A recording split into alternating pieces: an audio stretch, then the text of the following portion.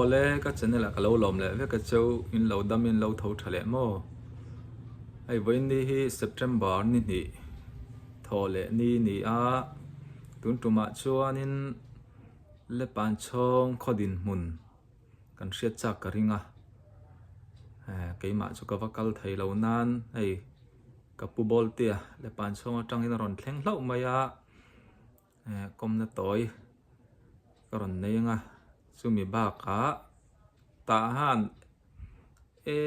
atanga ji ta han chunga leite ber amak ve ema chu te po chu kan clear ho don nia ka video te tir tanga top thleng mi lo clear sak don ni o ole tu enjoy rin lo deuh mai in khual lian le pan chong lam pang khual lian kan neya pu bol tia ka te meya i kanu tra pa nei chun kanu u fa pa nia le pan chong atangin ei dam lo na wangin u le nau te ron kalpuya ka in mu hlo mai kan mu kha ta angai om ka tia ei rem changa toy te le pan chong khodin mun ka ron zot don ni a hriat chin chin te ei ka pu bol te ka chuang ve khopa le pan chonga chuanin thalai lama khotlang lama hruai tu na lo thok thin to ni a tun te hi engen din mun kan zo tanga toy te in idam em pu bol te Kadam be. tun hi dam lo iron kalpuya jing darang zalbe ngiron chua Da ruk le chan ve aganon chuak thai ne. Ko tang da ruk le chan ve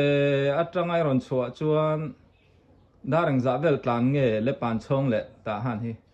minute somli kan tlan dan tlang pui ni. dar kar khat ling lo deuh hlek mo Oh. kalkong te thluang em in Luang e. Sipai ge ta po tun lai chu sai tuai po dam lo chu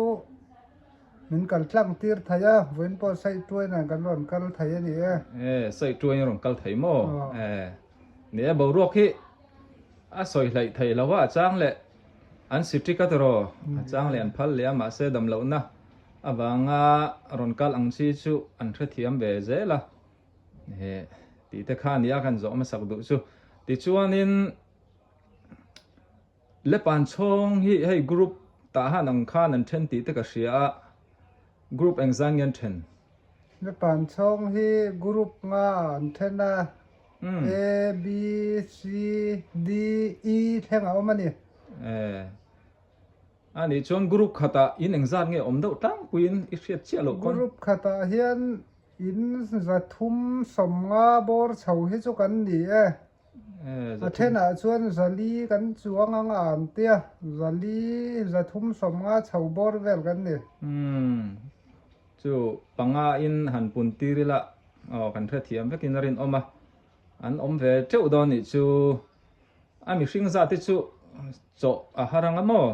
Har ami sing chu. tun lai bo ro ka enge in re huwa inge in om ve thau khuwa mi hring in tlem viawem Kan om ve viawa tun ma buai ma ngai tua chuan achan ve vel khwa hlu manga kan in nga ya achan ve hi ral tla na om lawanga kan in nga ya ni. ani chu le pan chong kho din kum hi i hret theyem Ka soi thei hal mai lo ve muang changa han in ready deuh lo chuan soi sual nuai palte ol don. i ani chuan golden jubilee khan mang tem Ni kum khan a kum som nga na golden jubilee lung kha kan phuna chu ta tang chuan a khodin tana tang chia po ni lo ka ria san thal kha na phuna chu ka hre thiam chia lo ka soi fia thiam chia lo khalai tak kha chu muang chang de ulaka lo in ready de chu nga ni ni he kan ti chop chopa aron kal don ti po hre chung lawa pu te na chungam ta ka lo zot mai nia ni danga chiang zokin alo in ziranga keila ka kal thei thei bik si lawa chop chil do men kan zo ta su te po chu hria ta chak oman ni danga rem chang danga kan la hre tura ngai la kum som nga na golden jubilee chu ni kuma mo an lo lom to ama se a khodin kum ero chu arei ve toin ka ringa ti chu ni le phot se ti chuanin i engtinge pakhata kan soi le lok kum som nga na kan han ti khan kan khua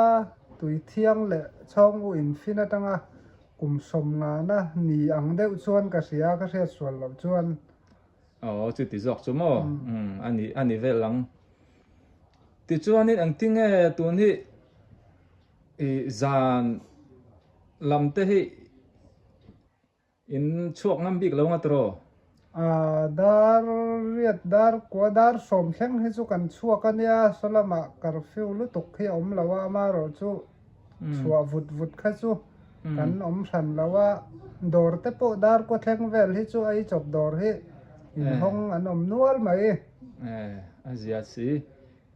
ti chuanin ni hei ram boi kan ni angin kan soitur hi film phur ngai ve a ram chunga kan om ve box siamo i thil dang hi chu soi tam lo mai la kan hriat chak tur om ang chin chau ka ron zot don ani a ti chuanin le pan lam chu kan hriat angin mi pui sipai la min opta a in khom ang te engting a Sunday chau nge zan te in khom them tun lai tak chu zan kai ni kau ran tak bik phei chu ti mai la chhun le zan kan in khom thaye a then chu khua om lawan tama wangen kau ran in tlem deuh chu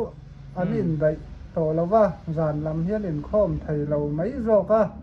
in dai deuh na kau ran a chuan an in khom tlang pui to zok tun ma bo rok thalai ang do in thole zan thalai ang te ni lai zan nu ho ang chi te khen lamang thei thon thalai chu cái mà ni cầu thần bil à hết chuan kan in khom thaya nu hawe ro chu Sunday chu nu an in khom a cầu thần then khata po an ti dan chu tle min dang deuh ma se khatiang ang rang deuh khan an in sai jing rem ve deuh nin ka sia ni hei ta hana phei chuanin Sunday a hian kain no khat veka zan in khom emo thil ti thei to lo wangin mo nang ni chu i zin chuak an lo tam bok nen ko than lian lo phei chu ati thei chuang lo anga mo Sunday lo po ni sela ti chuanin bazar te engtin nge zing lam chau nge ni leng in le pan chong bazar lam te in kalphung le pan chong he ni leng he chuan Christmas don bo ruak vel lawa he chuan kan la pui tin meu lawa riêng car dar som chầu vel theng hi kan thut dan tlang pui ni baya arai deuh zanin som pakhat dar som le som pakhat a hian kan tiak ti la kan soi sual lem lawang a ani chu a ti chuanin engting nge chian ni vela te hian in mi thi an lo om hian vui dan pa ngai vui liam thayem hun bi deuh te engting nge in nayem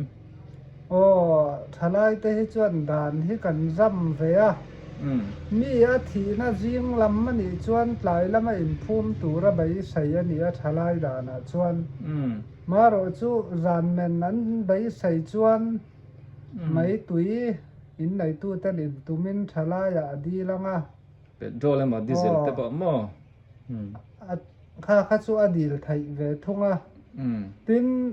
len kho ma khan dàn thum hay cái nhìn lên khom puya ruang men dàn khata to chuan dàn pa ngai dàn ni hay cái lên khom le a thì khan dàn thum theng cái nhìn lên khom pui thin thì kha ani e chu le hey vui na program mà hian kau than in ma la adang zonga groupin ma ala ni thì kha ani e chu kaldan pa ngai in la kal thei alom om hle mai ti chuanin i zirna lam te hi engtim nge school khua in la kal thei nge thei to bik lo zirna hi he tiang hian kan school pa ngai nei ho hi kan kal thei lo vek ama ro chu mar lama hian tlangwal hriat puyan naupang school ama mi malina honga sim lama hian tlangwal hlim rualan a hong boka chu lo po chu a hong kha om ang deuin ka hria ka soi chiang che ngam lo pahnih hi chuan chim le mara chuan mimal in an hong ti kha kan soi fia du dan ani e private dok lirin mon on ve a long kan fa te nau pang te hi ram boy mani se zirna an kal lo tok chu thaber chuang lo wa kan fa te kan nau te nakin aram foi tu tur te po an la ni thaya ka khan khotlang te po mo kal phung pang ai in kal thai che lo mai la chu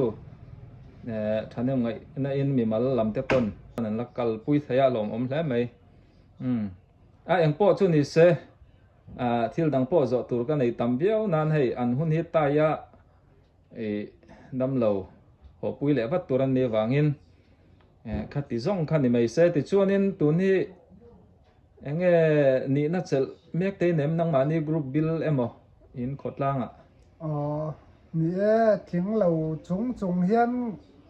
a ma kan han soi tongen kan group chunga po in chan vel kan han lo ta ka chuan kumin po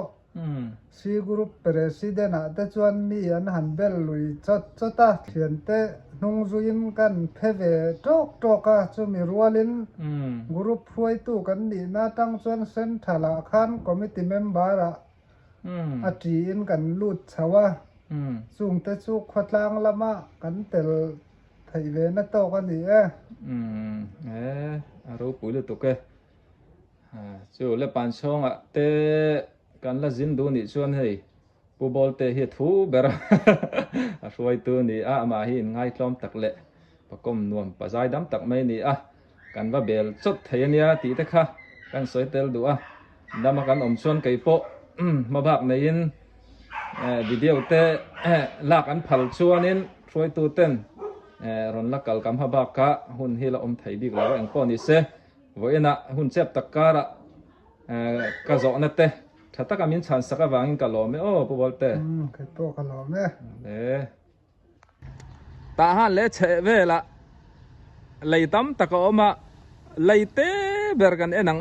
khoi mu na nge omti lo thlir ho lo thlir lok ru ti hianin kan en ho le don ne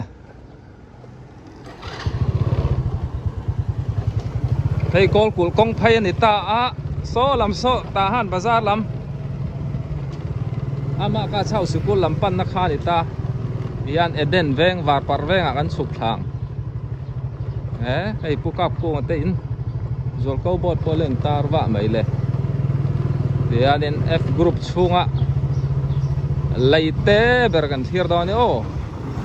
hei kempa po thinga lo le ya so pu piang ate in pa ai silal piang ai ka pa dong ate pu dong ate hei chang kan nan lo zo to ni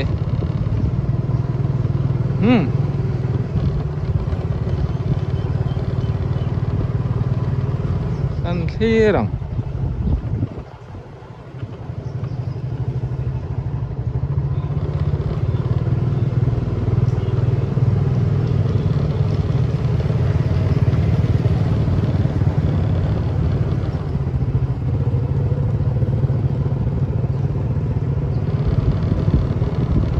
eden veng nuam tak alo ni hei pung ha kali ate in mo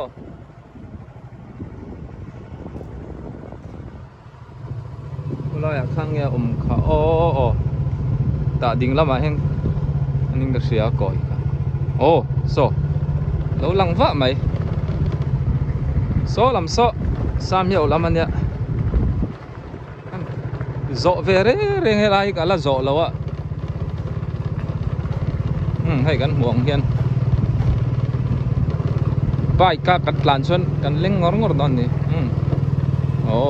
hey cái group lệ sam yau in kara lei lian em mai lo amani kha lei ka mu to chuanin late berang